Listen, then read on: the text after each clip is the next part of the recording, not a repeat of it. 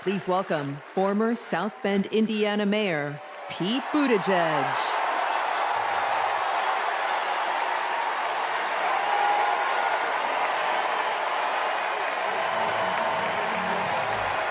Thank you. Thank you.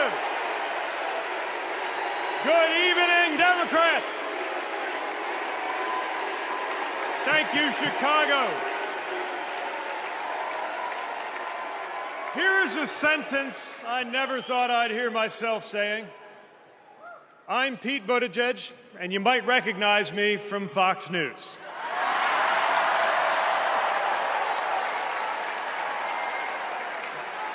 I believe in going anywhere, in service of a good cause, and friends, we gather in a very good cause, electing Kamala Harris and Tim Walz, the next President and Vice President of the United States.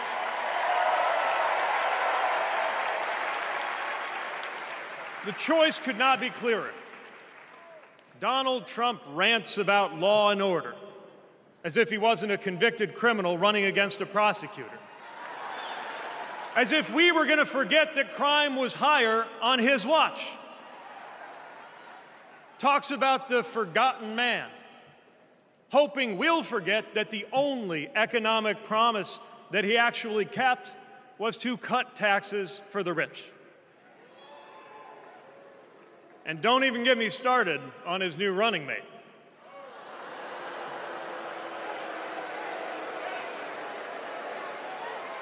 At least Mike Pence was. J.D. Vance is one of those guys who thinks if you don't live the life that he has in mind for you, then you don't count.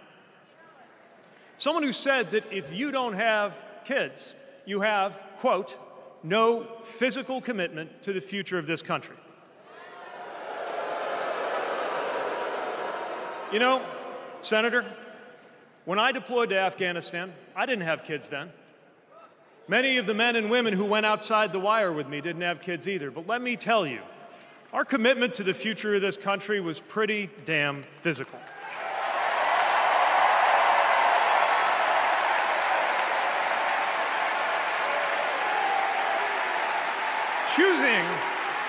Choosing a guy like J.D. Vance to be America's next vice president sends a message. And the message is that they are doubling down on negativity and grievance. Committing to a concept of campaigning best summed up in one word: darkness. Darkness is what they are selling.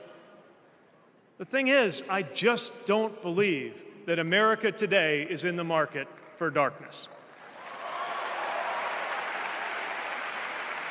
I believe America is ready for a better kind of politics.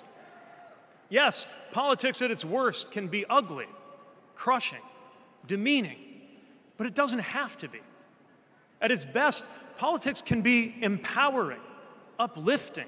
It can even be a kind of soul craft. My faith teaches me that the world isn't made up of good people and bad people, but rather that each of us is capable of good and bad things. And I believe leaders matter because of what they bring out in each of us, the good or the bad. Right now, the other side is appealing to what is smallest within you. They're telling you that greatness comes from going back to the past. They're telling you that anyone different from you is a threat. They're telling you that your neighbor or nephew or daughter who disagrees with you politically isn't just wrong, but is now the enemy. I believe in a better politics, one that finds us at our most decent and open and brave. The kind of politics that Kamala Harris and Tim Walz are offering. And as you have felt these many days, that kind of politics also just feels better to be part of. There is joy in it, as well as power. And if all of that sounds naive, let me insist that I have come to this view not by way of idealism, but by way of experience. Not just the experience of my unlikely career, Someone like me, serving in Indiana, serving in Washington, serving in uniform. I'm thinking of something much more basic. I'm thinking of dinner time at our house in Michigan.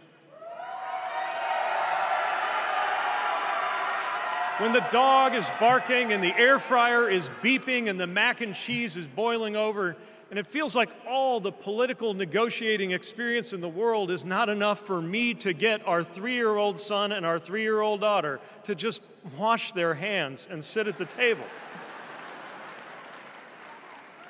It's the part of our day when politics seems the most distant, and yet the makeup of our kitchen table, the existence of my family, is just one example of something that was literally impossible as recently as 25 years ago, when an anxious teenager growing up in Indiana wondered if he would ever find belonging in this world.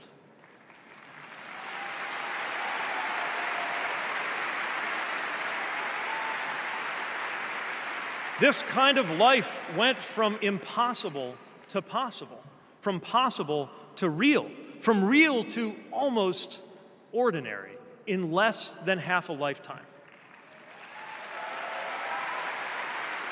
But that didn't just happen. It was brought about through idealism and courage, through organizing and persuasion and storytelling, and yes, through politics, the right kind of politics, the kind of politics that can make an impossible dream into an everyday reality. I don't presume to know what it's like in your kitchen, but I know, as sure as I am standing here, that everything in it, the bills you pay at that table, the shape of the family that sits there, the fears and the dreams that you talk about late into the night there, all of it compels us to demand more from our politics than a rerun of some TV wrestling death match. So this November, we get to choose. We get to choose our president. We get to choose our policies, but most of all, we will choose a better politics. A politics that calls us to our better selves and offers us a better everyday. That is what Kamala Harris and Tim Walz represents. That is what Democrats represent. That is what awaits us when America decides to end Trump's politics of darkness once and for all. That is what we choose when we embrace the leaders who are out there building bridges and reject the ones who are out there banning books. This is what we will work for every day to November and beyond. So let's go win this. Thank you, Democrats. Thank you.